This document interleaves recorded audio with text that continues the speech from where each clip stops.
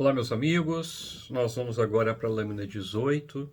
É importante lembrar que da lâmina 17 para 18 há um degrau novo, um tema novo no livro, tá?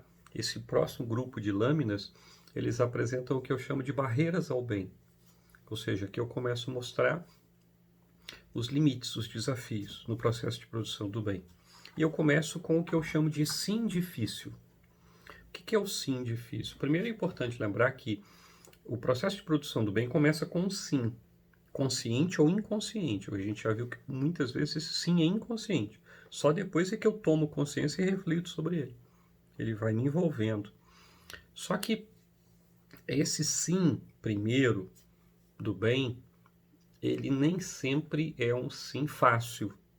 Eu chamo de sim difícil.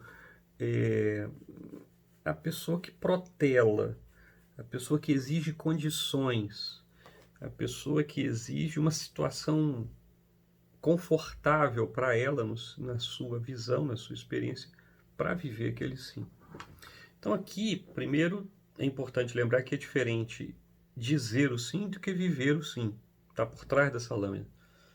Muitas vezes a gente diz o sim primeiro para depois viver o sim. Mas pode ser também que a gente viva o sim e só consiga dizer depois. Tá? Então esse processo de viver e dizer nem sempre está na mesma sequência. Eu falo aqui primeiro, então, de que o sim pode ser só uma palavra. Né? O que importa efetivamente é o sim da vida. É o sim com a minha agenda, é o sim com o meu bolso, é o sim com a minha vida. Esse que é o sim que produz o bem. O outro produz discurso, tá? Produz publicações na internet. É preciso ir além. Bom, e aí, para mim, o grande exemplo desse sim difícil, para ficar claro, é o sim de Moisés. Moisés é um grande líder do Antigo Testamento, né? Que caminha, conduz o povo da libertação da escravidão do Egito. E quando Deus aparece para Moisés para convidá-lo a fazer essa missão, cara, eu chego a me incomodar com o texto, que é Êxodo 4. Você pegar o capítulo, chega a ser irritante. Porque Deus insiste inúmeramente: Moisés, eu te convido então para ser o líder do Egito. E, Senhor, não tenho dom. Não, Moisés, você tem sim. Não, Senhor, isso não é para mim, não. Não, Moisés, eu te ajudo. Não, Senhor. Cara, é irritante, ou seja, Deus teve que ter uma paciência enorme. No final, Deus tem que botar um ajudante para Moisés, Deus tem que ajudá-lo, Deus tem que fazer sinais para Moisés, Deus tem que insistir com Moisés. Eu nunca vi um sim tão difícil.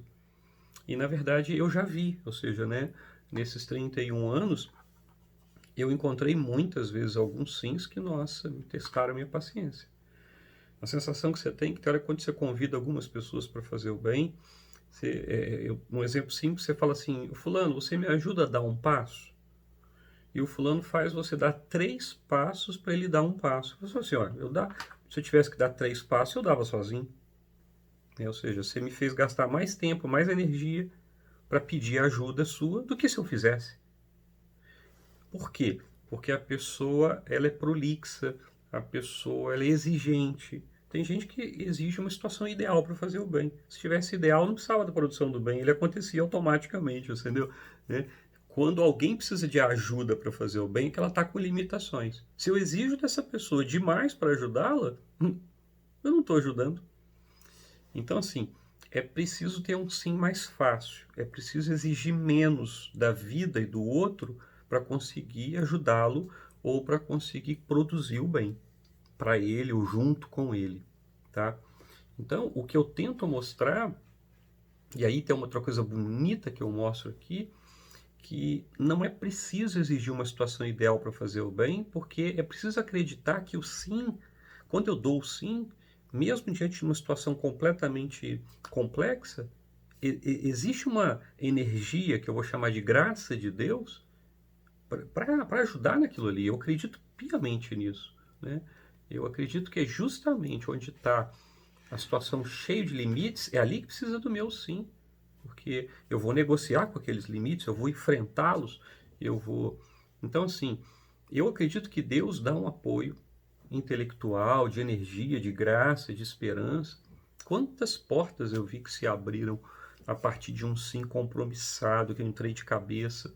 Né? Agora, se eu ficar esperando tudo ficar ideal para fazer o sim, tá? Então, eu termino dizendo, não coloque tantas condições para dizer o seu sim, não exija tantas contrapartidas, não reclame tanto da situação para dizer o sim. Quem fica analisando todas as possibilidades acaba não fazendo sim. Me lembro de um caso, eu trabalhei uma vez com um corretor de seguros, e era muito engraçado, porque todas as vezes que a gente ia negociar uma coisa com ele, ele analisava todas as chances do negócio dar errado, e aí ele nunca entrava, porque se você ficar analisando as milhares de opções do troço dar errado, você se assusta e não vai.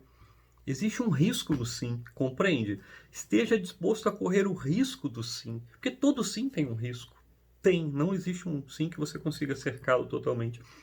Então, por que você faz isso o tempo todo na vida? Na hora de produzir o bem, você quer uma certeza numa proteção geral. Né? Esteja aberto a dizer um sim, correndo um risco e acreditando que Deus vai estar com você nessa caminhada. Grande abraço, até o próximo vídeo.